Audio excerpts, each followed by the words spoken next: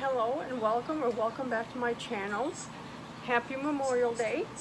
I am going to do a Barnes & Noble, no, I lied, a Target gift haul, let's try again. I'm going to do a Target book haul. So one of the first books that I got is Immortality, a love story. And it's by Jana Schwartz. I did pick up the first book, Anatomy. That is in another video. I'll go ahead and link it below for you guys to look at. I picked up Travis by Mia Sheridan. That cover is really pretty. It's got the blue rose. I'm going to read the first paragraph. Perhaps Travis Hale's past is riddled with regrets, but his future looks limitless. He's the police chief in idyllic Helion, Maine. Women are regularly falling at his feet, and his family has mostly forgiven his mistakes. But when the new guy in town crosses him, things start to look shaky, especially when he meets the stranger's smoothie-making, bird-seed-eating sister. Interesting.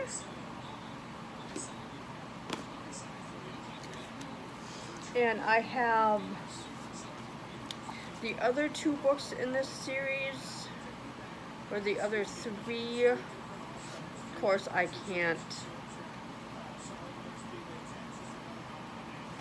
don't know what they are. But it is Maybe Not by Colleen Hoover. And this is a little novella. It's supposed to be maybe someday, maybe now, maybe never, and maybe not, I believe, is the four that are in those series. If anybody knows, please comment below and let me know. The next one I picked up is Anna and the French Kiss by Stephanie Perkins. This one I don't know a whole lot about, but I'll just read the paragraph that's on the back. It says, Anna is happy in Atlanta. She has a loyal best friend and a crush on her coworker at the movie theater, who is just starting to return her affection. So she's less than thrilled when her father decides to send her to boarding school in Paris for her senior year. But despite not speaking a word of French, Anna meets some cool new people, including the handsome Etney Sinclair. I'm not sure how to say that. Anyway, who quickly becomes her best friend. Unfortunately, he's taken, and Anna might be too. Will a year of romantic near misses end with the French kiss she's been waiting for? So that sounds really interesting. And there's two more by Stephanie Perkins. It's Lola and the Boy Next Door, and Isla and the Happily Ever After. One I can't tell, but one looks like it's set in San Francisco. So if I like this, I might have to pick up the other two. The next one I picked up is Yellowface by R.F. Kuang. I don't know much about this either. So I'll read the first paragraph. It looks like it's set in World War II, or World War I. So when June witnesses Athena's death in a freak accident, she acts on impulse. She steals Athena's just finished masterpiece, an experimental novel about the unsung contributions of Chinese laborers during World War I. That's interesting. So yeah, I've been looking for this for a while, and it finally came to Target, so I thought, why not? I'd grab it. The next one, I don't think I've heard anybody talk about, but it sounds interesting. Just with the title, it says The Night Watchman by Louise Erdrich. And on the back here, the first paragraph, it says Thomas Wozniak is the night watchman at the jewel bearing plant near the Turtle Mountain Reservation in rural North Dakota. He is also a Chippewa council member who is trying to understand the consequences of a new emancipation bill in the United States Congress. It is 1953, and he and the other council members know the bill isn't about freedom. It is a termination that threatens the rights of Native Americans to their land and their identity. That sounds interesting. So the next two are a series I've never heard about, an author I've never heard about, but it is The Night and Its Moon. And the second one is The Sun and Its Shade by Piper C.J. And this is the second one. And I like that it's got numbers. It says 1 and 2. And you can see they're fairly chunky books. So the first one on the back, it says, "Wait for me. Farley is just an orphanage." At least that's what the church would have the people believe. But beautiful orphans, Knox and fate-touched Amorous know better. They are commodities for sale, available for purchase by the highest bidder. So when the madame of a notorious brothel in a far-off city offers a king's ransom to purchase Amorous, Knox ends up taking her place while Amorous is drawn away to the mountains, home of mysterious assassins. So that's the first one. The back of the second one, it says, "I love you." Knox's tear-filled words echo across the sand as she and Amorous are torn apart. They've battled fiercely to find each other again and have barely reunited when Amorous is taken away by the Queen's dragon. So those sound interesting. Like I said, it's an author I don't know. The next one I picked up is a Kristen Hanna, and it's called The Great Alone. And this one is about as thick as the Nightingale. In the first paragraph, it says, "Alaska, 1974, the Albrights are a family in crisis. They are all alone, living off the grid, in a harsh and unforgiving wilderness. Ernst Albright has come home from the Vietnam War, a changed and volatile man, and has made the impulse decision to move his wife and daughter north to America's last true frontier." That sounds interesting. I still have not read anything by Kristen Hanna, but this sounds interesting. Oh, look at that. It starts each new section like that. That is really cool. So yeah, this sounds interesting. It sounds like there may be trigger warnings, so please check those. Or I'm going to try and list the books, and then I'll try and list the trigger warnings under them. The next one is a new one that came out by Katie Robert. It's Dark Succession. And it was previously published as The Marriage Contract. But this looks like the books, Neon Gods and those 4 books. It looks a lot the same. But this is a standalone by itself. I also picked up another book by Lucy Score called Maggie Moves On. And that is so cute. He's trimming hedges, she's moving, and there's a pretty puppy. So on the back, it says, "House flipping sensation and YouTube star Maggie Nichols can't wait to dig into her next challenge. Arriving in tiny Kinship, Idaho, with only a cot and a coffee maker, Maggie is prepared to restore a crumbling Victorian mansion in 4 months or less. She has her to-do list, her blueprints, and her team. What she doesn't have is time for sexy, laid-back landscaper Silas Wright." So this sounds really interesting. I've read one book by Lucy Score. I absolutely loved it. And this next one, I've only heard Sarah Carioli talk about, and it looks like it's a duology. So this first one is Six Crimson Cranes by Elizabeth Lim. And the second book is The Dragon's Promise, which I do not have. So I may read this and I may not before I get the whole series. But it looks like it may be set either in China or Japan. I'm not sure how to say the name on the back, so I'm not going to read the back. But yeah, it looks like it is really interesting. It looks like she's got a couple other books out.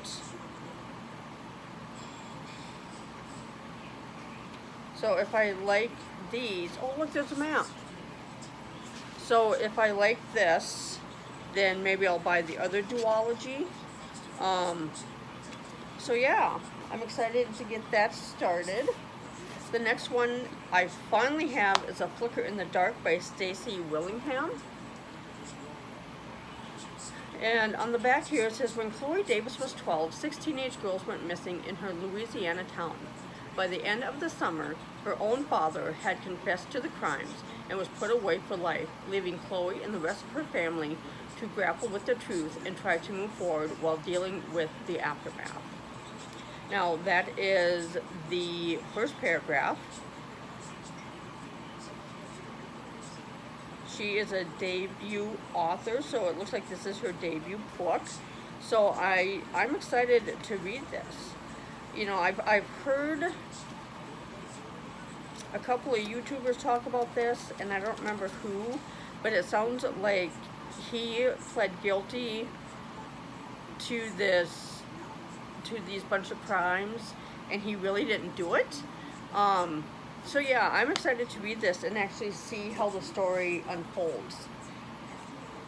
The next one I read in high school, and I've heard a lot of people talking about reading some of the older books and some of the banned books.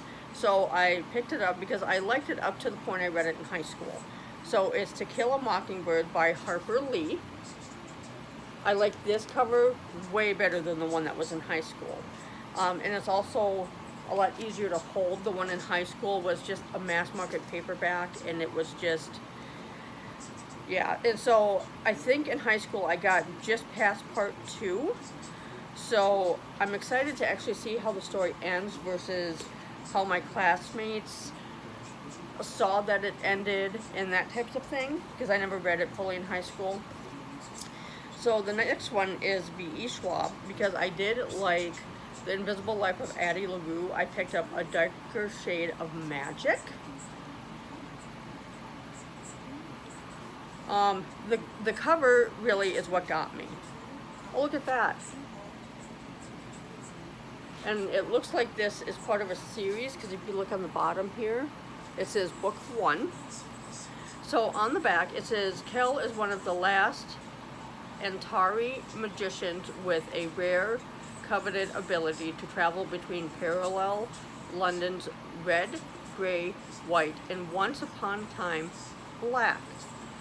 Kel was raised in Arnes, Red London, and officially serves the Moorish Empire as an ambassador traveling between the frequent bloody regime changes in White London and the court of George III, and the dullest of Londons, the one without any magic left to see. So that's the first 2 paragraphs. And like I said, I liked The Invisible Life of Addie LaRue, so I think I might like this. I'm willing to give it a try. I picked up Tools of Engagement by Tessa Bailey. I have to get Love Her or Lose Her and Fix Her Up. I believe it's all part of the same universe.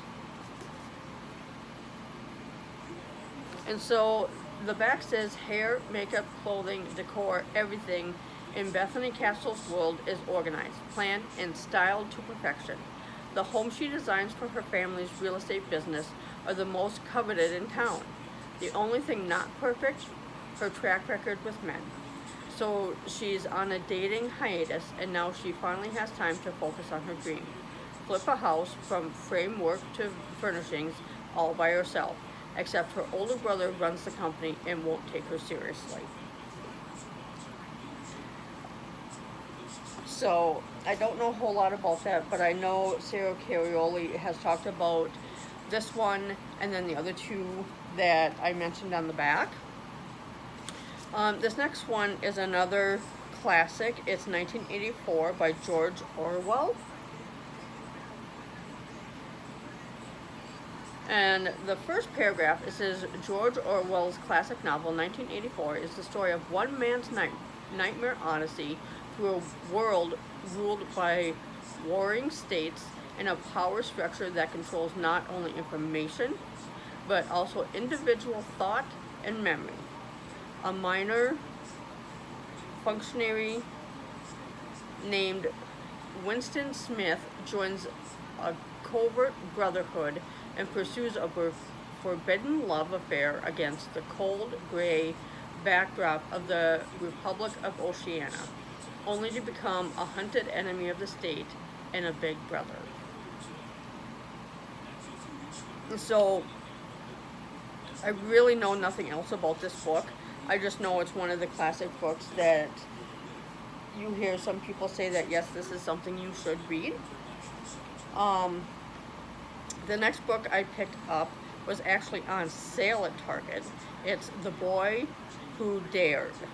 It's a novel based on the true story of a Hitler Youth, and it's by Susan Campbell Bartoletti. You'll have to excuse the sticker. I can't get the sticker off of there. And it's not very big, so it won't take very long to read. But the first paragraph, it says, as the Nazis are rising to power, Helmuth Hübner, a German schoolboy, is caught up in all the swashbuckling bravado of his time. The handsome stormtrooper uniforms, the shiny jack boots and armbands, the rousing patriotism all serve to draw him into the bright new world full of promise and hope. So I picked this up, one, because it's based on a true story, and two, I wanted to see if the boy in this story, if he learns about the truth about Hitler and what is actually going on. The next one I picked up is by Allegra Goodman, and it's called Sam. Again, excuse the stickers, I can't get them off of there. So the first paragraph here, it says, Sam is 7 years old and living in Beverly, Massachusetts. She adores her father, though he isn't around much. Her mother, struggling to make ends meet, never fails to remind Sam that if she studies hard and acts responsibly, adulthood will be easier, more secure, and comfortable. But security and comfort are of little interest to Sam. She doesn't fit in at school, where the other girls have the right shade of blue jeans and don't question the rules. Sam doesn't care about jeans or rules. All she wants is to climb. Hanging from the highest limbs of the tallest trees, scaling the side of a building, Sam feels free. So, really, the front of the book is what grabbed me. It looked really interesting, and reading that first paragraph, it sounds really interesting. Like, she's a girl coming of age, trying to find herself, and how she fits in the world. So that'll be fun to read. Another one I picked up is by Kara Cass, and it's called 1,000 Heartbeats. So I just saw that this was at Barnes & Noble. Oh, look, it's got maps inside. And then the front there, what's it in? Oh, see what's on the back. Is it the same on the back? It's the same on the back. And this is also the author that wrote the Elite series. So if you can see that. But let's see.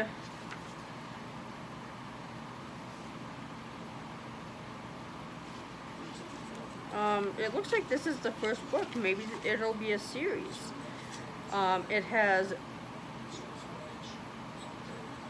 the selection, the elite, the one, the heir, the crown, happily ever after companion to the selection series is the siren, the betrothed, and the betrayed. So other than the 5 books of the selection series, it looks like I would need to get 3 others. But the books for the selection series aren't very big, so I don't think it would take me very long to read it. The first paragraph in here says, Princess Annika has lived a life of comfort, but no amount of luxuries can change the fact that her life isn't her own to control. The king, once her loving father, has gone cold, and Annika will soon be forced into a loveless marriage for political gain. So really, what caught my eye was the cover and how pretty it is, and it's got purple, and this is what the back looks like. Yeah, so I think it's going to be rather interesting. And then I have one more book, and this is one of my book club picks for next month on one of the book clubs I'm in. It is called Fourth Wing by Rebecca Yarros. And I wanted this edition in particular because it's got the sprayed edges with the dragons on it. So this will be in another video for my June TBR. But look at the inside here. Look at that. It's got a map. Let's see what's on the back. On the back is another map. And let's look in between the chapters. And the chapters start like this, and it's got little quotes here at the top. So I'm excited to read this. Yeah, it just, I don't know. I've never read anything with dragons. I'm willing to give it a try because I wasn't going to read anything with vampires in it. I did. I love it.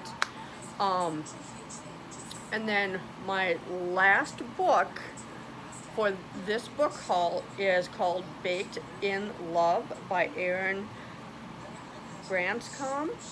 It's the Freedom Valley series, and she sent me all kinds of little goodies to go with it, so I'm excited. She also signed the inside. And books 1 and 3 are Falling in Love and All in Time.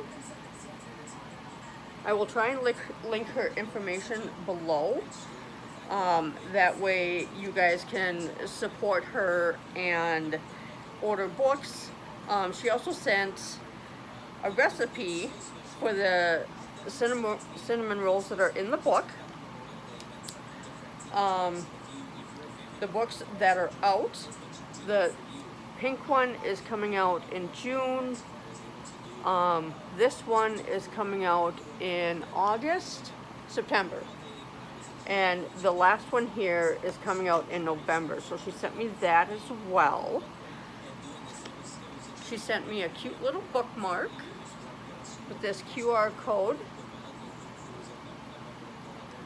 So that way, if you guys want, you can order the 4th book. And then this has her information. Like I said, I will link it in the description below. She sent this as a thank you And it says, thank you so much for your order. And she signed it on the back. So yeah, she sent me all kinds of fun little goodies in here. I'm excited to read it, but obviously I need to get the first and third book first. And she's got, as you can see, little pictures in here, little trucks and things. So yeah, I'm excited to get into a new series, support a new author. And so I hope that you guys have a great Memorial weekend. As you can see, I'm kind of sunburned from being in and out of the house the last few days. Like I said, like, comment, and share, and I'll see you in my next video.